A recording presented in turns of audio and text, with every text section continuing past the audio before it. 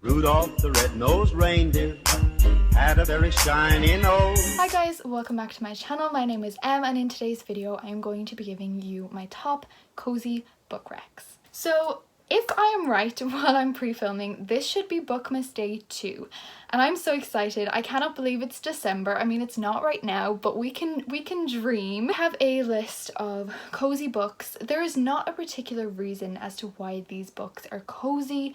Some of them there is, but others maybe it's just a nostalgic reason that I read these books on Christmas and think that they fit the vibe of the cozy season when it's winter and it's cold and all of that. So I'm really excited to share with you these books. So without further ado, let's get into the video. Okay, so first up we have the Truly Devious series by Maureen Johnson. These are the most amazing mystery YA books ever. This is a trilogy, but I believe book 4 is coming out in April of next year, which I'm so excited for. This series follows Stevie Bell as she gets into this elite academy in Vermont, I believe, and she is trying to solve an old case that happened at the school like 100 years prior or 50 years prior, I don't know, and it's so amazing and I feel like the books just get better as they go on.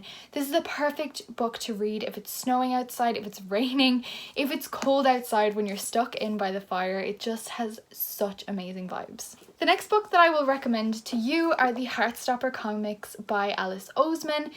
These again are just so cozy, so wholesome, so sweet. They are quite topical and they do have a couple trigger warnings, especially later on in the series, so do research that if you are thinking about going into this book.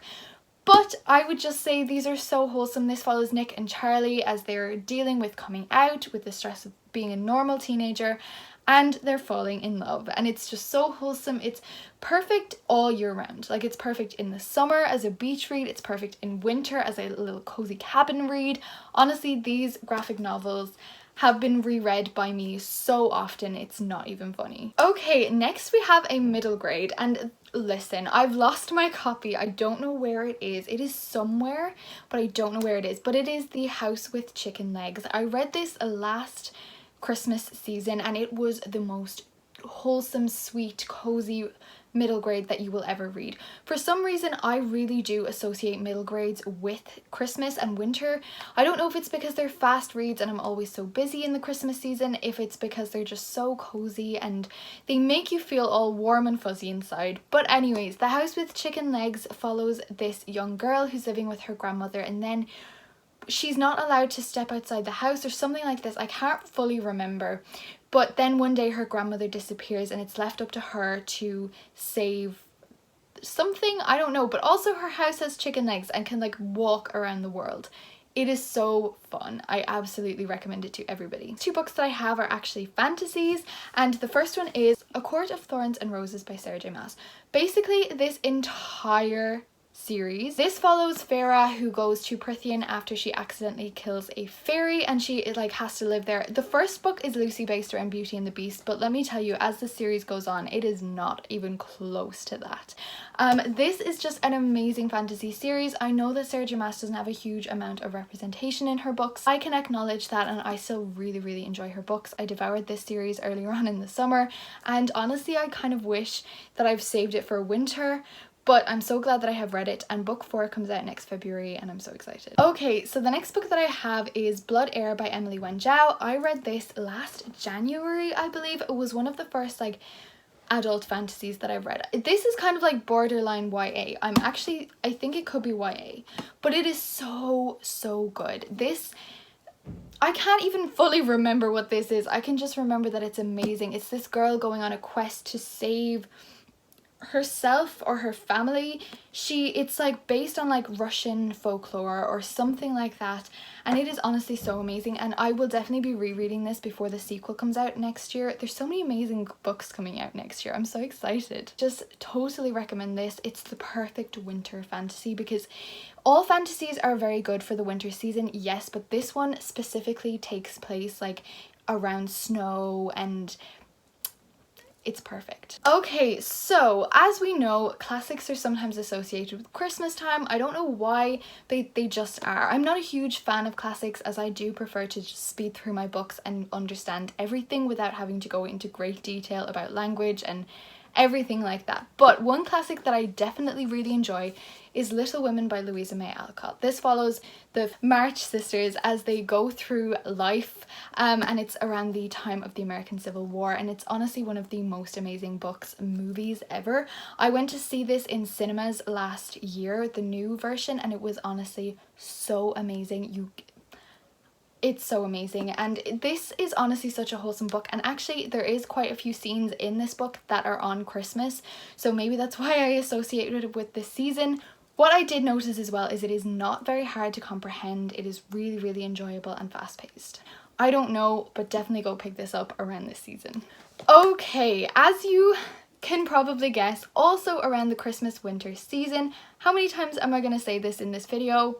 Take a shot of water, of course, or eggnog or hot chocolate. Thrillers and crime novels are gonna be amazing for this season. The mystery, the intrigue, chef's kiss. So ones that I have to recommend for you today are Agatha Christie books. Agatha Christie is an absolute icon. Now, I only own 2 of her books and I haven't read them yet, but I have watched movies and I do intend to read her entire collection. Well, maybe. But these are the 2 that I have to recommend: The Murder on the Orient Express and Then There Were None. I'm so excited. They're very short, so it is going to be a mystery, and that's exactly what you need when you're snuggled in by the fire with your hot cocoa and your fluffy pajamas. It just sounds amazing, and I definitely feel like you're going to be able to devour this book in one night. The next book that I have kind of doesn't fit a genre, and I don't know why, but it is The Invisible Life of Addie LaRue by V.E. Schwab. This is a relatively new release and it was very hyped a little while ago, still probably very hyped. I adored this book. This follows Addie LaRue, who makes a deal with the devil that she can live forever, but nobody can remember her. She leaves the room, nobody remembers her. She's so lonely, and then one day she meets somebody that remembers her and her life takes off from there. This is a very character-driven book. If you like a very fast-paced plot, this might not be the one for you, but honestly, I like a fast-paced plot and I still really enjoyed this book. It is so lyrical, so whimsical, so beautiful, and the messages throughout this book are amazing, and it's perfect to read at any time, but especially when you're inside, when you have time to reflect on the beauty of this book. Okay guys, we are down to the last 2 on this list, and these are historical fiction. I love historical fiction at any time of year, and I have got a top 10 historical fiction books, which I will probably need to update soon, as I have read many more that I need to be on that list. But of course, you couldn't make a video without putting The Nightingale by Kristen Hannah on here. This is my favourite book of all time. Everybody is probably sick of hearing me talk about it, but honestly, am I going to stop? Never.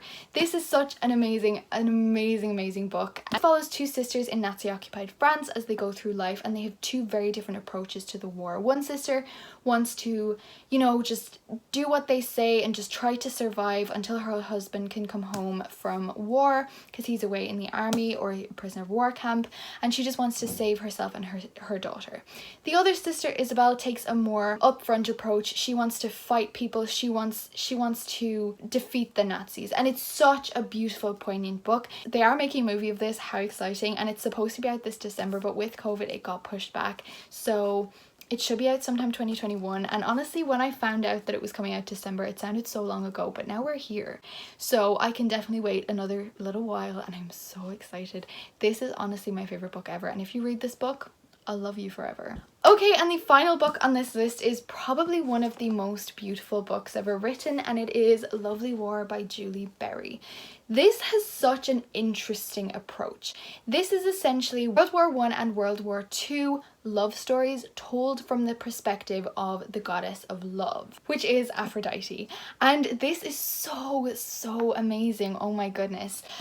This follows 2 very different love stories, and it's just the lyrical writing in here, Everything about this book screams Christmas. Everything about this screams just read it right now. I absolutely love this book so much and cannot recommend it enough. Okay guys, so that is it for this video. I hope you are enjoying my Bookmas videos so far, that you're having an amazing Christmas season. I hope you are all doing very well and that you're reading some cozy books, and I hope you're taking part in the Cosy-a-thon also. I'm gonna end this video right now. Hope you enjoyed. Stay amazing, stay kind, and I'll see you in the next one. Bye guys.